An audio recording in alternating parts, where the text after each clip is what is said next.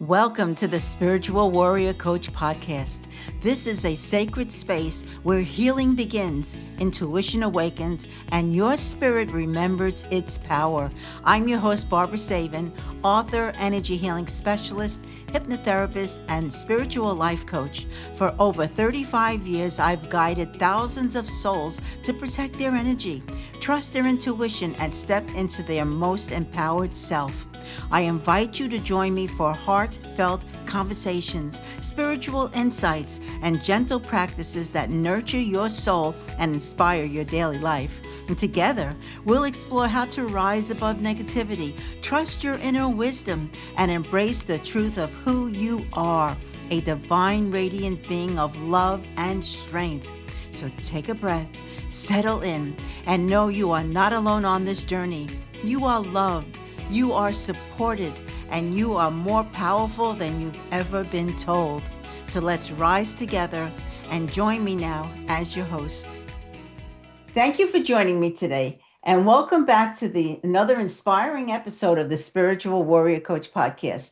I'm your host, Barbara Savin, and today we are stepping into a sacred conversation, one that bridges the physical world with the spiritual realms in the most profound way. And I am honored to welcome a truly extraordinary guest. And today she will share her wisdom, her story, and her powerful insights into healing, soul remembrance, and spiritual transformation. So welcome, Sharon, to the show. Oh, thank you. Thank you, Barbara. It's my honor and pleasure to be here with you. Oh, well, thank you. Well, before we begin, let me introduce you to my audience.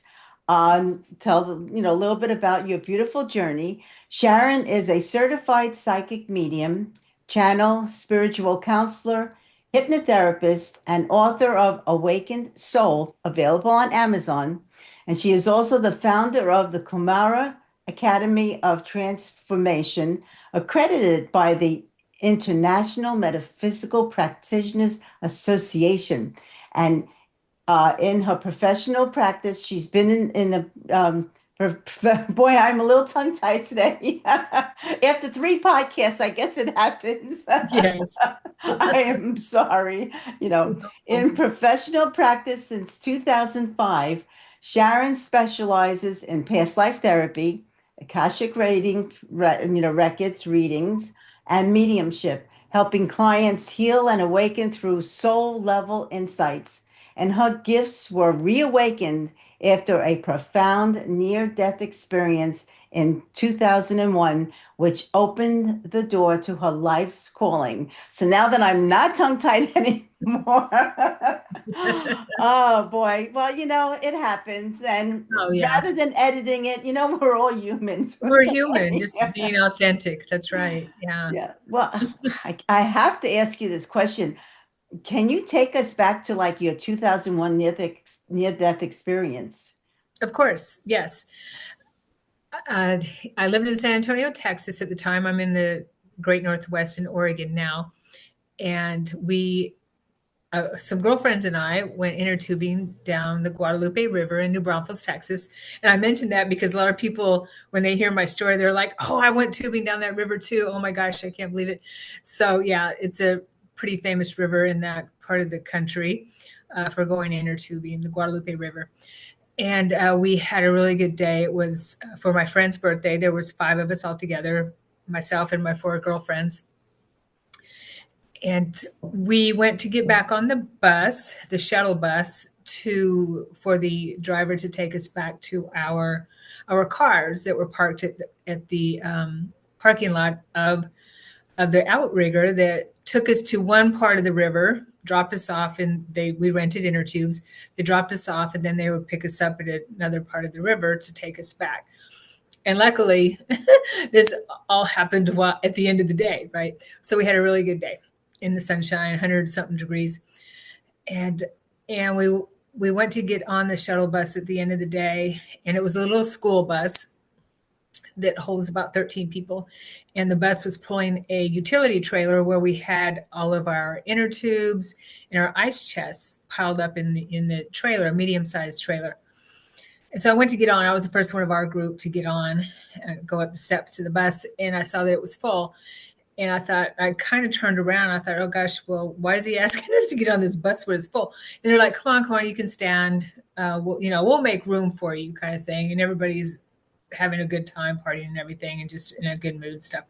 So, so I went to the back of the bus. My girlfriends followed me, and we were crammed on the bus. And I was the one that was up, not against it, but to my back was the emergency exit door, that we have on school buses, on buses. And so as he's shifting gears and taking us back to the outrigger, it was a 4 on the floor type of manual shift. It was an old bus. He's, jerking us back and forth, and there wasn't really anything to hold on to. And so as he's pulling away from a stoplight and he shifts from first to second, second to third, I'm jerked up against the back door. I'm thrown against the emergency exit door, and the door pops open, and I fall out of the bus as he's driving down the road. He's going about 25 miles an hour, somewhere around there. And I fall out, and the first thing I think of in my mind was, I can't believe I'm falling out of this bus, because it's slow motion. Everything's like happening in slow motion. And I'm thinking, I can't believe I'm falling out of this bus. And so I hit the trailer hitch at that point. I roll under the trailer and onto my side underneath the trailer. And at that point, I just knew something was going to happen. And I screamed in my head as loud as I can. I screamed, "Stop, you're killing me." I was, trying to get the driver's attention, although I couldn't scream it. It was in my head. And he didn't know I had fallen out. So he's still driving down the road. And the back wheel of the trailer at that point, right after I screamed that in my head, the back wheel ran over my neck and my head. Oh. As I'm under the trailer. And at that point is when I pop out of my body through my head. And I am looking down, I'm floating above my body. And I will interject here that before this happened, I was already having out of body experiences because my stepfather died when I was in 1998. He died in 98, 3 years earlier. And I was starting to induce out of body experiences so I could find him in the afterlife. And that's a whole other story. That's my next book, is that story about my out of body experiences. I've journaled over 2,000 since then. So I was used to being out of my body, but I also had the awareness. I knew that I had died. I knew it. And I knew that we do this. This is something we do. This life is finished, and I'm ready to go home. I was looking at my body, and all these thoughts were going through my head. And I saw a commuter bus driving up toward my body in the middle of the road. And I thought, gosh, I hope that bus doesn't run over my body, because that would make a big mess. Wow. I felt no attachment to my body whatsoever. I knew this was me, that was my consciousness that I was using to view what was going on, was the real me, was me. I also then thought about my friends at that time, that, gosh, we had such a good day, and here I go and die on them. And I thought, this is going to be really hard for them. We celebrated my friend's birthday, and every year she's not, she might be sad because I die on this trip. That we had a really good trip time, and but it didn't make me want to go back. And then I thought about my sister, my partner at that time, who he's not my partner anymore, but at that time I thought about him, and I thought, okay, he'll be fine. And he'll be sad, but he'll be fine. And I thought about my sister, who I'm very close to, and she has a family. She has a husband, a couple kids. I thought she'll be sad too, but she'll have her family to take care of her. And then I thought about my mom, who I'm very close to. She's on the other side. And when I thought about my mom, I felt a presence to my right, behind me, and I turned to my right, and it was my stepdad. And he was standing there, And I was really happy to see him. He looked awesome. He died of lung disease. So he was on oxygen and everything when he died. And he said, it's not your time.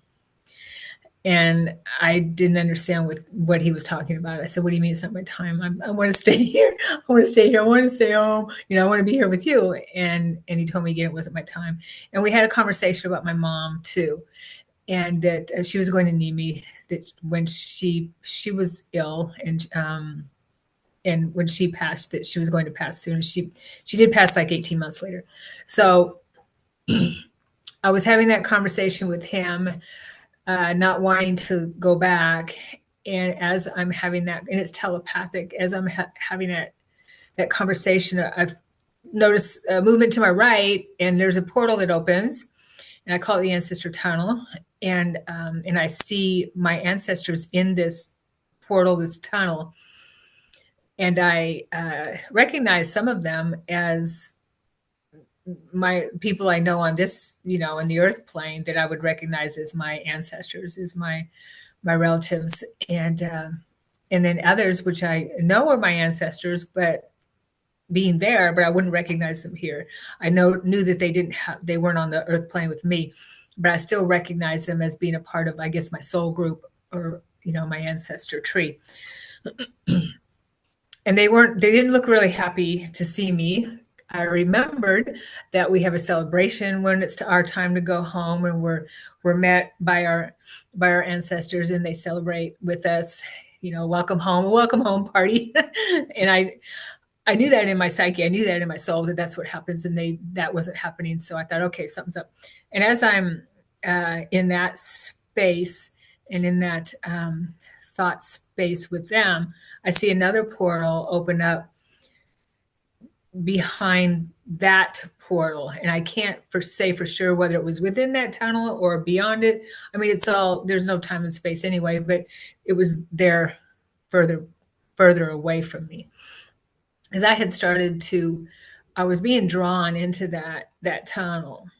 And I saw, and my gaze went to the other portal, which was bright like the sun, beautiful, beautiful, bright yellow white portal. This other ancestor tunnel was not that color. It was more of a bluish, like a gray blue color that I recall. But that other tunnel, that other portal, was just looked like the sun, beautiful, bright, golden white. And as I'm gazing at that, I see a figure move out towards me out of that sun, that portal.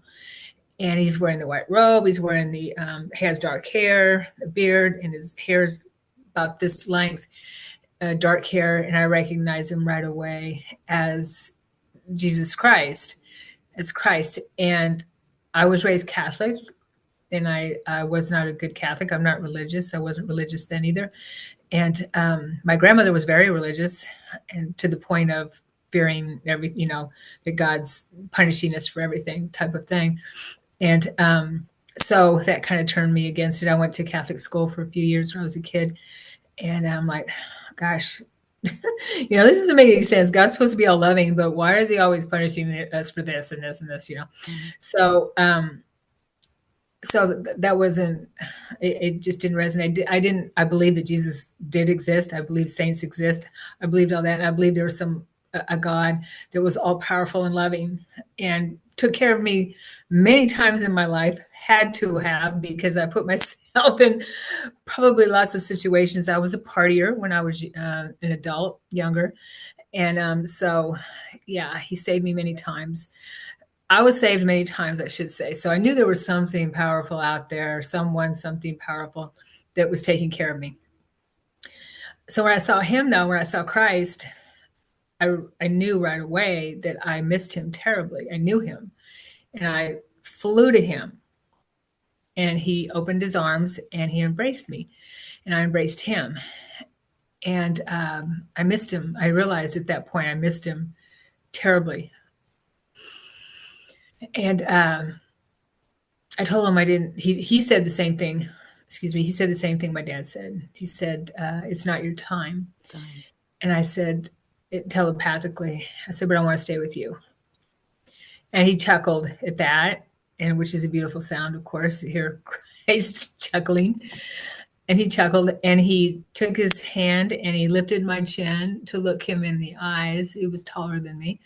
I'm 5'8", so he was probably about six. I'm going to say 6'1", 6'2" in relative terms as I was standing with him. And I looked in his eyes. He lifted my face to look in his eyes. And as I was looking in his eyes, they were bright blue. I will say what I saw, they were bright blue. I saw, as I'm gazing into his eyes, I saw the universe in his eyes.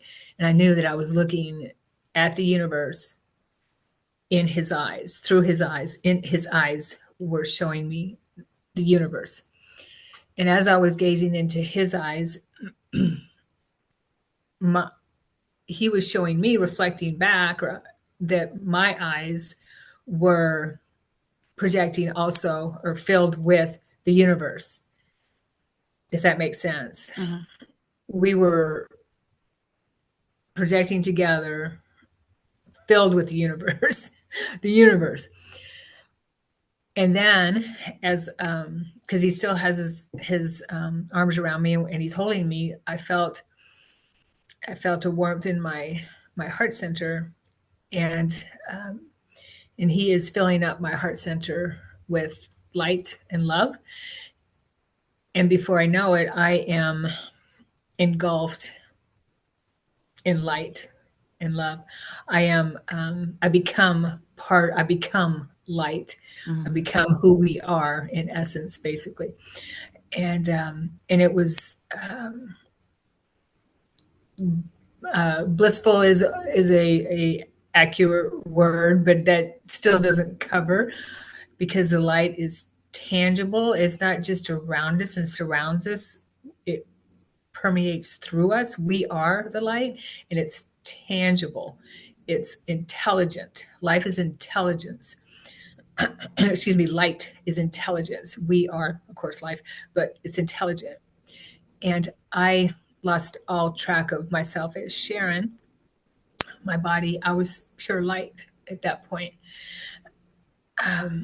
And I could have been there in that moment of time for I don't know how long, eternally, because we are eternal, right? I was home. I was home in the light, that part of me, or that light, that intelligence, that all permeating love. And I like to say, if I did have a face, I was smiling so big that my face would have broken. That's how I was, just this big, joyful smile. Imagine everything. I mean, you're just joy, pure joy. And then I hear my name, and he calls my name. So I come back to myself as Sharon, and I tell him again I want to stay with him. He says, would you like to go on a journey with me? And of course, I agree. So he holds out his hand, and I put my hand in his. And I like to share this part because it was very profound for me. When I put my hand in his and he's holding my hand, and this all happened at the same time, as we went through the cosmos, went flying through the cosmos, I could feel his hand, every line and crevice that at least I could interpret in his hand. As I'm holding it, our senses are, and I found this out in my out-of-body experiences too, our senses are a lot more profound in the higher planes, in the inner planes, than here. And I like to say that our senses here on the earth plane are like wearing a glove over our senses, because it's, our senses are processed through our body, and that's the glove, I guess you could say, but it's like wearing a glove over our senses, which are so much more profound, or just in tune in the inner planes. So I felt every line, every crevice, and it was amazing. So we're flying through the cosmos, and I see, I'll try to make this short. I see off in the distance a blue portal or blue star, which I recognize as a star or a blue portal or a star. And I realize as we get closer, it's a portal. And I've heard afterwards that the blue star of Sirius, there's a blue star of Sirius, which I didn't know. It took me a long time to talk about this because people are like, it's happened 20 something years, 24 years ago. So people were talking about NDEs as much as they are now. And since then, I've had lots of people contact me and tell me, I've experienced something like that. Oh my gosh. So, so we dive into this portal, this blue star, this portal, and come out and in another dark space, and I see a blue-green or turquoise blue-green orb in the distance, which I recognize as a planet. And I recognize it as we get closer and we're floating above it, he and I recognize it as a water planet, an ocean planet that I feel and I felt was a home planet for me in physical form that I feel very attached to or feel very at home to, a water planet. And as we're floating above it, I am being the matrix within me that belongs to that planet is being awakened within me. And I'm connecting again or waking up the matrix of that planet within me. And I'm recognizing the mother, the planet, the body, the planet is like what we would call Mother Earth here. The mother of that planet, or her, who she is, the feminine body, I recognize her, and I am expanding. My consciousness expands to where I am the body of the planet. I am in communion with the mother, the feminine aspect of the planet, as her. And as I'm in that conscious state, I know and I feel and I realize that I have so much love for every single being on my body, which is the planet. Not like this body, but the planet is my body. I have so much love and compassion and caring for every single part of every single being, every single cell, to the largest being on that planet. I love and care for them so much. It's incredible. And we have that ability to communicate or to commune with the planet here as well, with Earth, the Mother Earth that we call Mother Earth or Gaia.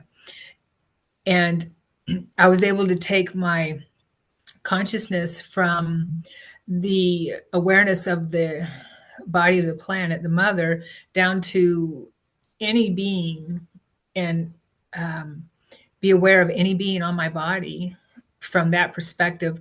And I felt and saw and could tell that every single being on that planet also loved her just as much.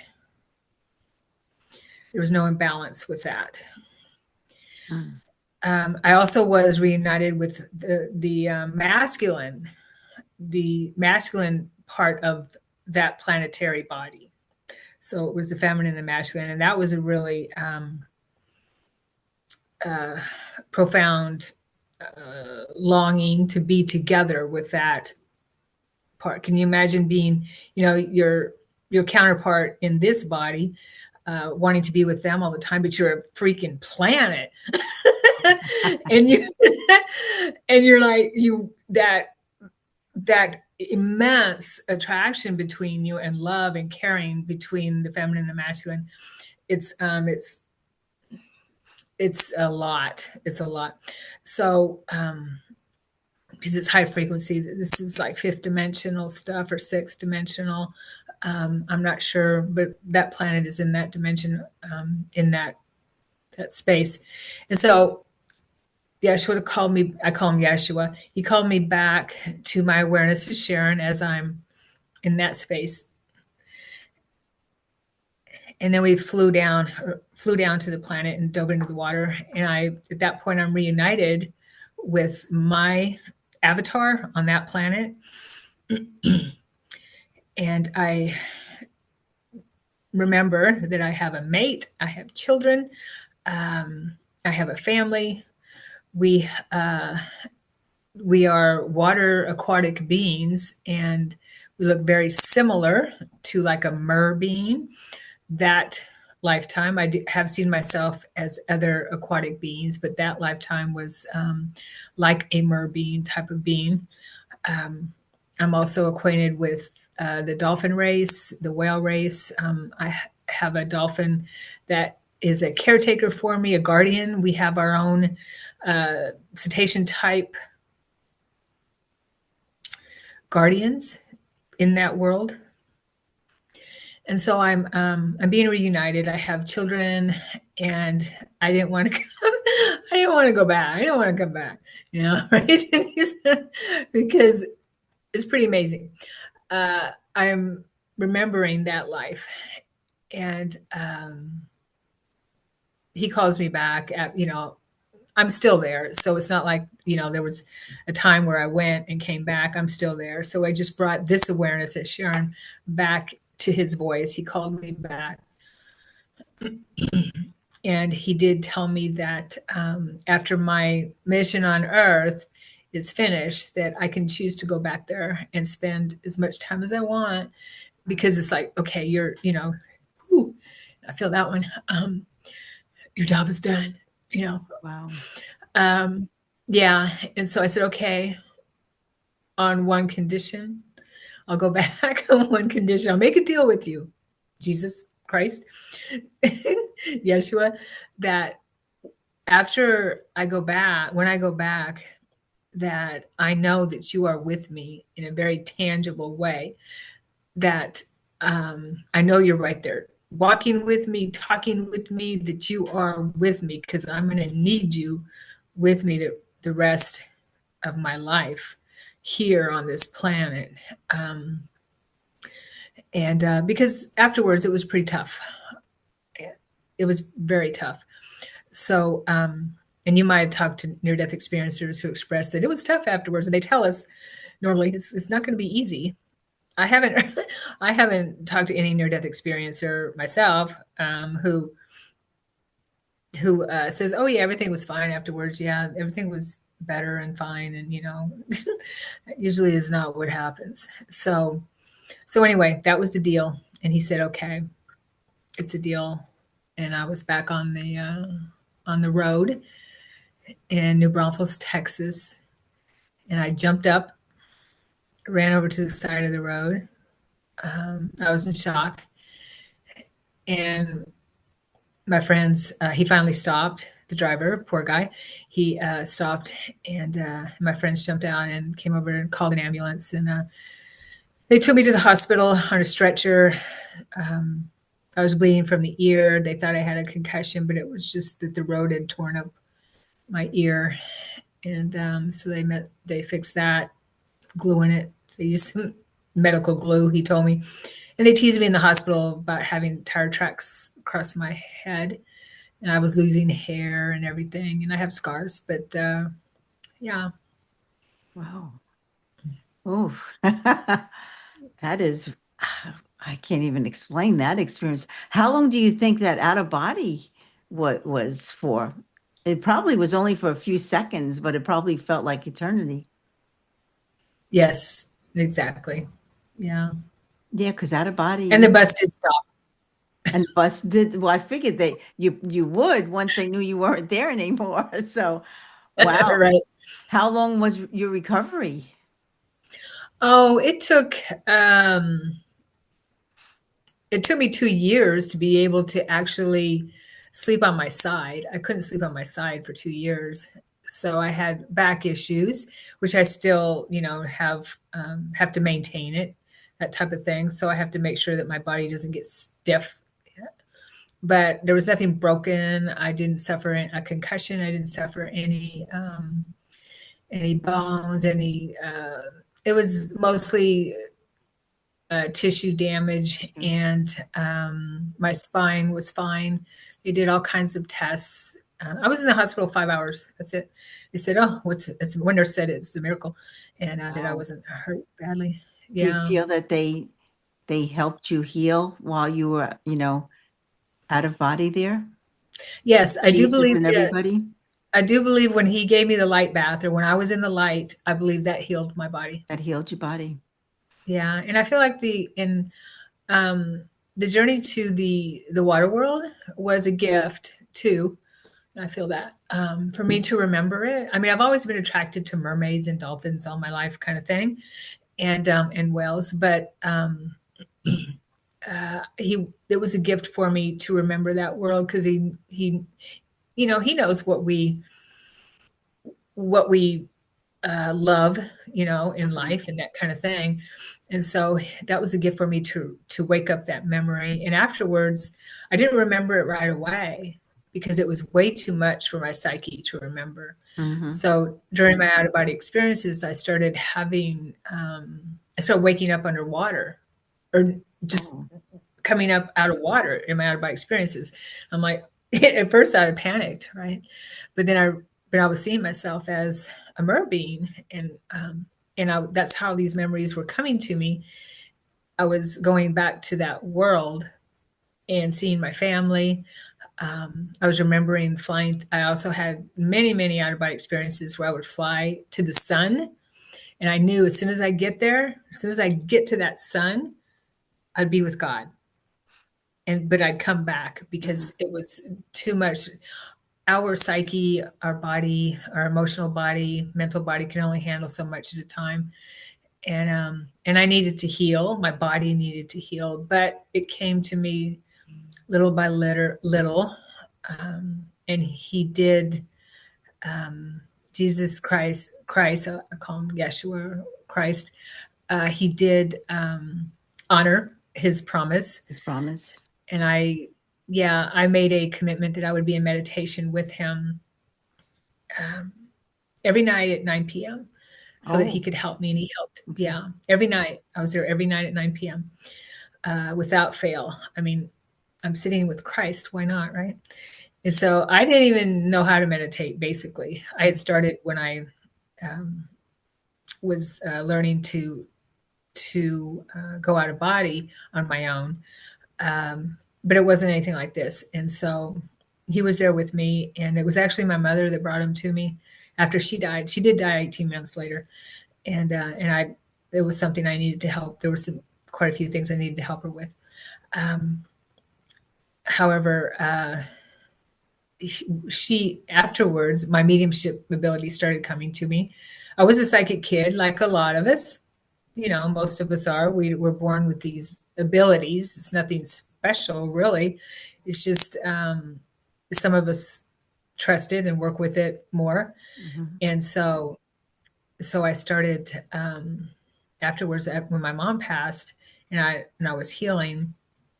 My mediumship ability started coming to the forefront as well, and I was had unseen teachers that were helping me with it, that kind of thing. And I worked in the corporate world, so it wasn't anything that I expected ever to be, to be doing. That's for sure. But then I connected with my mom after she passed, and she said, "I have someone here for you.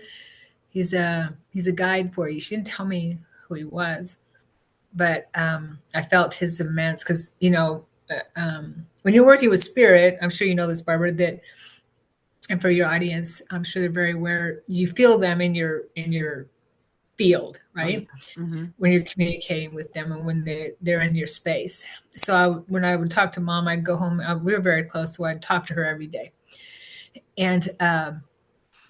And she says one day, "I have someone here for you that I want you to meet. He's here to help you as a guide." And I'm like, and I felt his presence, and it felt so strong and loving. I didn't want to let go of mom, first of all, because I was still grieving. Mhm. And so I'd ask her questions about him. I say, okay, well, is he an ascended master? That kind of thing. She said, yeah, he's top shelf. Okay, so Mom right knows on. best, right? Oh, I know, right? Oh, Uh-huh. oh, right. Okay, I'm special, kind of thing, but I'm not. But he's here for everybody. He meets us where we are, and so I said one day I said, okay, Mom, all right, I'll meet him, and I felt her step out, and He stepped in. Whew, yeah, and I still feel it, and I felt so much immense love that I cried for 2 weeks straight, just Wow. as a release, I guess. Because when we're in these bodies, we don't feel worthy of that kind of love that I experienced in the inner planes or the higher It's planes. it's different. It's different, yeah, totally. And so it took him a little while to convince me who he was. I'm like, why would Jesus want to be talking with me? Kind of thing. Mhm. Well, you never know. Well, Yeah, yeah, he's there for all of us, and they are. Hmm. he had to help me remember that. And he helped me remember my out of body. I mean, excuse me, my near death experience. And he was also appearing to me in my out of body experiences too. But it was very different. And he appeared in ways that were comical, and so as not to scare me off, I guess. I don't know, but it's something that we have a hard time with Oh, feeling worthy, feeling worthy because of our stuff, and he of helped me our heal. stuff. Yeah, it's amazing though when they do Yeah. step in. I mean, I died. I had a near-death experience. Mine was not like Oh, yours, believe me. Um, I died in my sleep, evidently, and there were all my pets that passed away, my aunts, my uncles. Um, I saw my great grandma, and but at the end of the tunnel, and as I'm walking through this beautiful light, I this incredible sense of love and calm and peace just washed over me, and it was just so beautiful. Of course, I did not want to come back, but right. I had two children and my husband to come back to. But as I'm at the end of the tunnel, my grandma looks at me, and as I'm ready to like touch her hand, she looks and she says, she almost touches my fingers. And then she says, oh no, Babasita, no. And she does like that to me. And I go backwards out of this tunnel, wake up now, gasping for air. And I was, I mean, frozen solid. Of course, went to the hospital and everything. But yet they said nothing was wrong with me.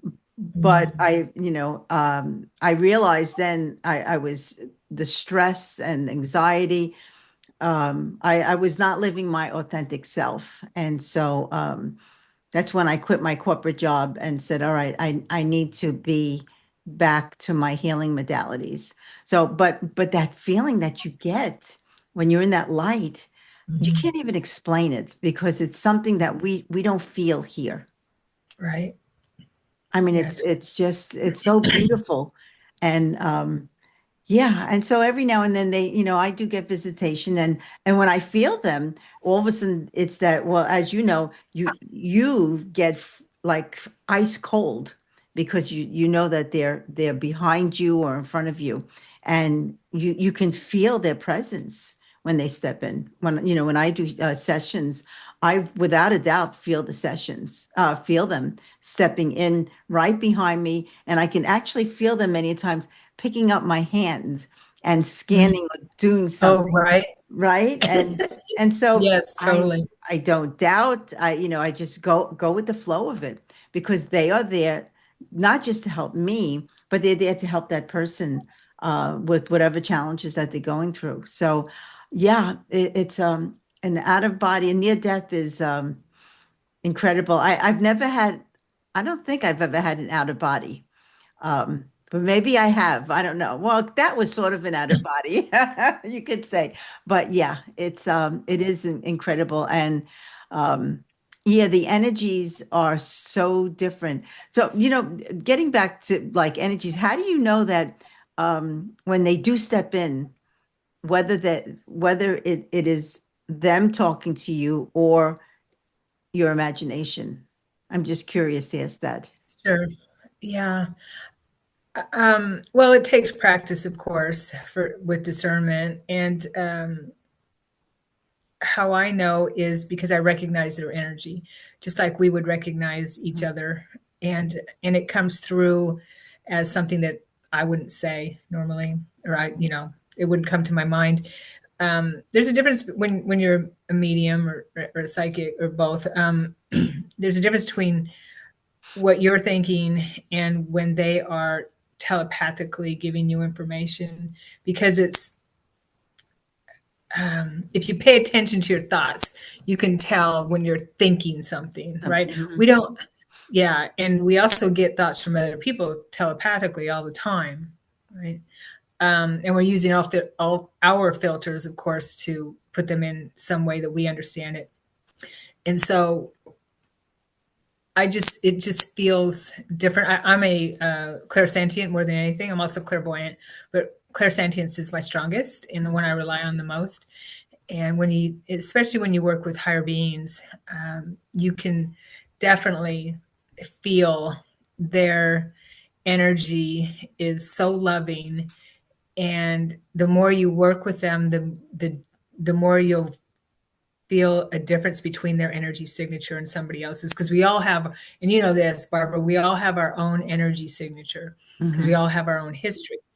And you can tell when somebody enters a room even behind you or something like that, you can just feel it, you know. Feel it. So it's like that. And but yeah, I can, with practice, people I feel that people can tell the difference, and it's all about trust. Oh yeah, Yeah. trust and just it's that knowing without knowing how you know. Yes, totally. Hmm. Clear, yeah. Clear cognizance is clear knowing. You just know, and you're like, well, how do you know that? I don't know. I just, I just know. It just came to Uh-huh. me. Yeah. I know sometimes I hear that voiceless voice speaking to me, Yes. I'll say something to that the client without knowing. Oh, well, I don't know this, and it may sound a little strange, but there's a reason for those words that are coming out of my mouth. Right. Yeah, totally. And the more you work with higher beings and higher energies, the more you integrate them within you, and then they're a part of you, and you are a part of them, if that makes sense. Hmm. And because, I mean, just like if you're working with lower energies, but you don't want to do that, of course. But as you work with higher energies, you become more expanded, and then the light that comes to you, because light is information.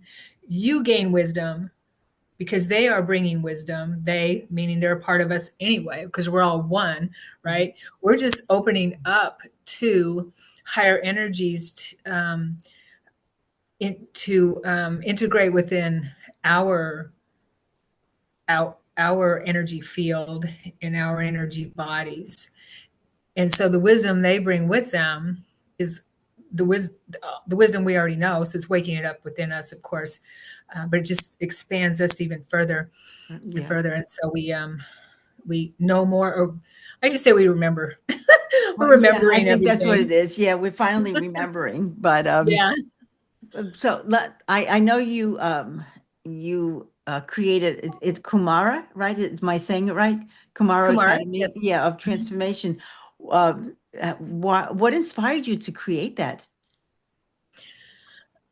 Well, I took on the name Sananda Kumara, uh, um, and after I was working with Christ so intensely, and healed me from memories, past life uh, stuff, all the way back to the Galactic Wars. I was carrying a lot of trauma, a lot of trauma. I remembered all the way back to the Galactic Wars, coming to this galaxy or this star system, and this star system from the Lyran.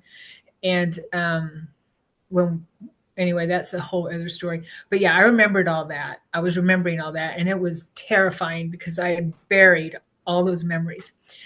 and he helped me through it all. He was right there with me. Believe me, it was not easy. I had a Kundalini awakening, that type of thing. And so one day after we were working together very intensely, he, because I knew him as Sananda Kumara, I was learning that Sananda Kumara was the highest frequency name for Yeshua, who came to the planet, that personality who came to the planet. And so we were working together on that on a really intense level. And he asked me if I would want to take the name Sananda Kumara because we've known each other since, we all know each other at some level since, spark from the God source. And I said, okay. And he said, but do I have to use it in public? And he's like, well, that's up to you. You can if you want. And I read about it in my book, but it was just so amazing how it came about. And so, Oh, yeah, because so your then name is Sharon Sonara? Sananda Kumara, Sananda Right. Kumara. And is Mhm. that, so that's not your real name? That's well, that's That's probably a not the real name name I was born with. born with. That's not Right. the name that I was born with in this lifetime. And so I started using that, and I'm using it, and that was helping people with readings and stuff like that. And I started a practice about 4 or 5 years later after my NDE, just part time, because you feel called to it, right? I was still in the corporate world, Mhm. and I'm like, that's this is something I'm going to do. Maybe eventually I'll do it full time. Well, I did get fired from my corporate job, and I'm like, okay, I got really busy with my practice. So, all right, well, there you go. There's your sign. It's your And sign. yeah, and I realized that what he had taught me, soul retrieval, bringing in fragmented parts of our soul, was one of the number one things he taught me to be able to heal in this realm. We come here to heal. What he helped me remember was we come here to heal what we didn't heal in other lifetimes, right? Um, other lifetimes. So he helped me remember those fragmented parts of my soul that were still stuck in a in the bardo, whatever you want to call it, the earth plane, because of trauma. And so he helped me remember that we can, that I can help others with this. So I started doing that in my practice, and then I started teaching classes on it. So people, because we used to know how to do this, it's shamanic work, but he gave me a simple way to do it. And shamanic work, I guess, I don't know. I don't do it from the shamanic method, in that method, but this is how he helped me, which is, I find, is pretty simple. You just have to have focus and know how to, achieve a light trance state, which is a meditative state, the alpha state, and trust what you get. And so he helped me with that. And so I started teaching it to other people, teaching classes on, and people would ask me all the time, how do you, just like what you asked, how do you know when you're communicating with someone on the other side, that type of thing? So then I started teaching classes on psychic and mediumship development. Oh, And wow. that grew from there. And I'm like, you know what? I want to teach other people to teach other people to be able to do this with other people. Mhm. So that's when I started the academy, and I called it the Kumara Academy, which is dedicated to Christ, To to Christ. Yeshua. And it's, yeah, Wow. with how he helped basically save my life. And so now we have all kinds of courses, and I have a few, 11 other practitioners that are part of the academy, and it's growing. Wow, it's an incredible journey. Yeah, Yeah. it's more incredible. I mean, it's like it's blowing my mind to have. Oh, well, Wow, I have never I'm, had an experience like that. I'm But sure your story is just as incredible. yeah, We well, all have, I've yeah. actually had a few near-death Mhm. experiences where they actually saved me, but Okay. yeah, and now I Yeah. truly listen. So I said, okay, I've had enough injuries, so I will listen and pay attention. But Oh, I know, right? You can tell the oh, difference. oh boy, what? Well, I'll tell you what happened to me. It was like 10 years ago, no, but 12 years ago. I kept on hearing, Barbara, stop walking and texting, stop walking and texting. And of course, Mhm. sometimes we poo-poo it and don't listen. Yeah. Um, and I meet my husband for dinner, and we're walking to the restaurant, and he's talking, but am I paying attention to him? No. And I was still texting, and I fell over this cement slab. As I'm falling, he goes to grab me, and unfortunately takes off my jacket instead of grabbing my body. And but I could feel an angelic wing underneath me as I'm falling. And of Mhm. course, I fall injured. I mean, I crushed my nose. I had a lot of injuries. It was in the hospital and everything. And the doctor then comes over to me, and they took all these scans and stuff. She says, I have good news, but I also have bad news. Well, she's the good news is, you didn't injure you. There's no bleeding on your brain. You didn't fracture your cheekbones. You have injuries, but they're not life and death injuries. She says, and she says that's the good news. She says, but the bad news is, she says, you crushed your nose, this side of my nose, and you need surgery. And she looked at me and she says to me, I have to tell you something. She said, um, if it was just a slight over more, she says, we wouldn't be having this conversation. And I Oh, said wow. to her, I says, you may not believe this, but as I'm falling, I could feel an angelic wing underneath me. I needed to get hurt, but not to die. So, and she looked at me and smiled, and she said, they definitely saved you. That's what she told me. And, Mhm. and I said, all right. When I hear a voiceless voice warning, like a message, I listen Yeah. now. I have not walked and talked and texted all since that time, but it's amazing how we don't listen, and then we get into trouble, and then of course it's our fault. They give us free will. You know that we have a choice. Right. So Right. I chose, I guess, that day to almost kill myself, but I'm happy I didn't. Yeah, sometimes we need a Yeah. good kick in the you know what. Oh But boy, it was, let me tell you, because at the time my grandchildren were small, and my granddaughter came over to me, and she, when I finally got home, and I had this steel plate on my face, and she looked at me, she said, oh, oh, Grandma, you look horrible. Of course I look horrible. I mean, my whole face is, I almost destroyed it. And then she looked at me, she says, Grandma, because you were walking and texting, you could have killed yourself and we would have never seen you again. And when she said oh, that, boy, it went right into here.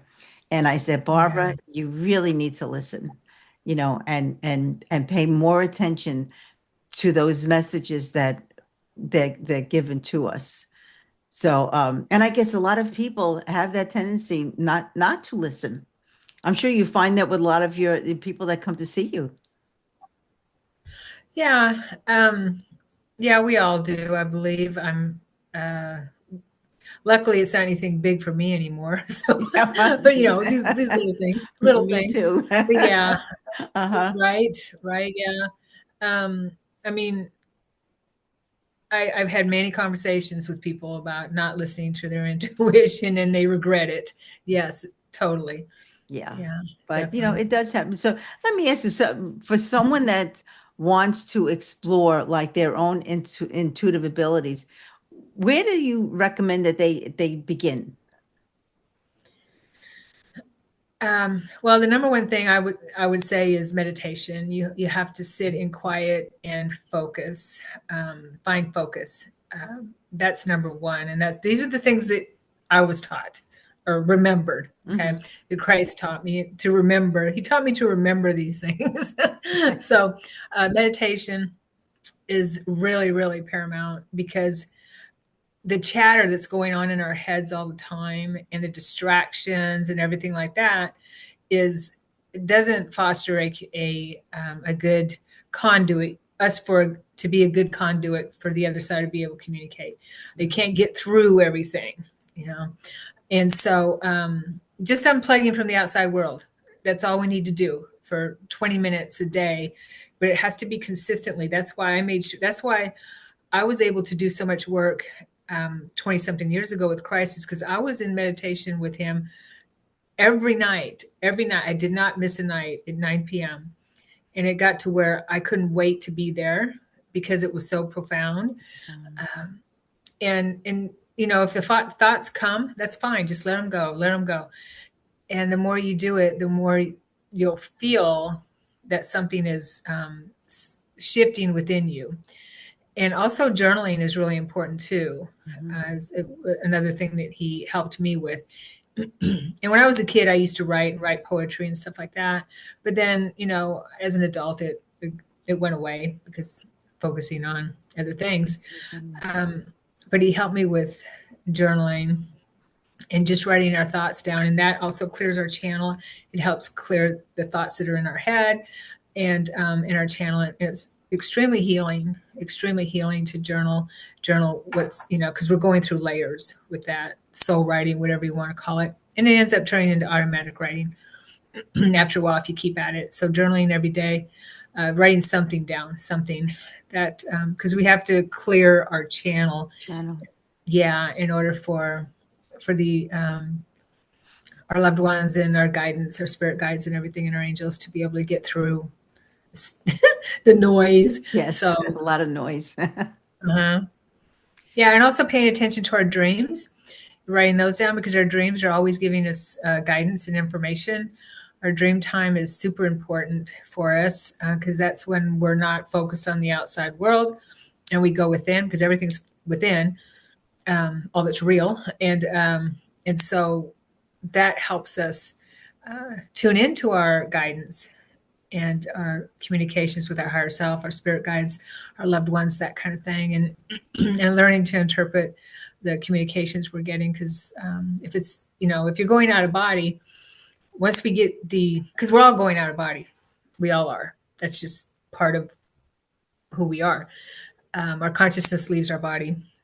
A lot of times in a dream state, it's hanging around. What I understand is hanging around close to our physical body and in the inner realms, and we're working on our life and things in that state with our higher self. And then we bring, if we remember our dreams, we bring the symbolic meaning of our communications back into our memory here, because memory is extremely important. But once we clear that later on in our night, as long as we clear up things, work through things, then we're off traveling. And the key is, if you know, if anyone wants to remember their travels, because they're amazing, you know, going to other planets, I mean, it's just seeing loved ones, that kind of thing. You know, doing all kinds of amazing things outside this body. And then we start remembering those journeys, because we are multidimensional. So those are the basic things. And of course, talking to meditation is listening to God, to spirit, and praying, whatever we want to call it, is talking to God and spirit. That's what I do all the time. So it's, and I'm always grateful for everything. So, you know, and I'm grateful for my abilities, because now I remember who I am. I didn't for a long time, but you know, then it's amazing how those messages do come, and then certain things happen in your life to get you back to where you're supposed to be. Yes. Yeah. Things just start falling into place, because we all have a life plan. Yeah. We all have a life plan, and sooner or later it's we have to do it. Yeah, well, hopefully if we do it in this lifetime, otherwise you feel we come back. Yeah, I know. And I don't know if you've ever talked to anyone that's okay with coming back, but I haven't talked to maybe a couple people that are okay with coming back. But yeah, they enjoy the fight, or enjoy the challenge, I guess you could say. Oh, I always say, just bring it on, so I don't want to come back. I know, right? I'm done here. I don't know if I can bargain that way, but I'm trying. Sure, why not? Yeah, right. I have nothing to lose, but to have to come back. But let me ask you, what like type of wisdom or message would you want people that are hearing this today, would you want them to take, with them today? Oh, well, uh, I would say know that you are never ever alone, and you are loved tremendously, tremendously loved beyond we could ever imagine, Mhm. and we are never ever alone. And this is kind of like a computer game. It's a simulation that we decided to come to try, try things out. That's totally opposite of what we are in the higher planes, which is pure love, pure light. And we decided, okay, well, I'm gonna go down to that lower realm, that outer realm. If you think of the sun as source radiating out to the outer realm, the solar realm, and see what that's like, what it's like to, to have the be and have the opposite, or experience the opposite of what we're used to. Mhm. So it's all fleeting, all of it's fleeting. And I would actually um, suggest, if anyone's interested in beating the game, so to speak, the way of mastery, which is channel material. I actually have a study group, a free study group on my Kumara Academy in my community where we study it. It's a channel material from Yeshua's modern day, how to master the illusion that we create. This is all our creation. We create together and we create our own world. And remembering that is all the difference in the world. So, and everything's going to be okay. Everything is okay, believe me. Hmm. Yeah, You it have to is just okay. know, trust, and feel it, that it's what is meant to be is meant to be. Right. Wow. So where can my listeners get a hold of you? And do you promise to come back on the show? Oh, of Because course. I have a Yes. lot more Yes. to talk about. Yeah, But we didn't even talk about my first NDE, I but yeah. know, I know. I want you to come back like soon, like maybe in a week or two, if that's okay with you. So, and I'll send you another link. Yeah, we could Yeah, look at our calendars look at and our sync up calendars. something for Yeah, sure. Yeah. because there's so much more I really want to talk about here that we haven't even touched on yet. But where can my Right. listeners get a hold of you until next time? Oh, of course. Well, my website is for sessions and things like that is SharonSananda.com, SharonSananda.com, and the academy where we teach classes and things like that. This Sunday, actually, I don't know when this is going to be on, but I'm teaching an automatic writing and channeling course and an out of body course in January. So there's other practitioners that are teaching courses too with the academy, and we have a whole myriad of practitioners there, and a community where we have meetings pretty much once a week, practice circles, study groups, and things like that. That KumaraAcademy.com. And where are you physically located? I'm in Oregon. Oh, okay. Okay. Yeah. But is some of this online on Zoom or? It's online. Oh, Yeah, I do okay. some in-person things. Mm. Support group. I do a support group for extraterrestrial and paranormal experiencers that don't have anybody to talk to, and I do that on in person. Okay. Uh, yeah. So we talk a lot about that kind of thing too. Well, I need to definitely go on your website without a doubt, believe me. And you have to come back on. But I will be here. Yes. thank you. Thank you, Barbara. Oh, Mhm. thank you so much. I mean, for you to come here and share this incredible story and all this love with us today, I'm so deeply grateful for your insights and, for you sharing and bringing all that to my sacred space. And I thank you with all my heart and soul. And and of course, thank you to my beautiful listeners for opening your hearts and joining us on this journey. And remember, you are very powerful. You are loved. Your light truly matters more than you'll ever know. And so until next time, just keep shining, keep truly believing in yourself, and know that you are never alone on this path. So have a beautiful week filled with love and with light. Love, Barbara. Thank you.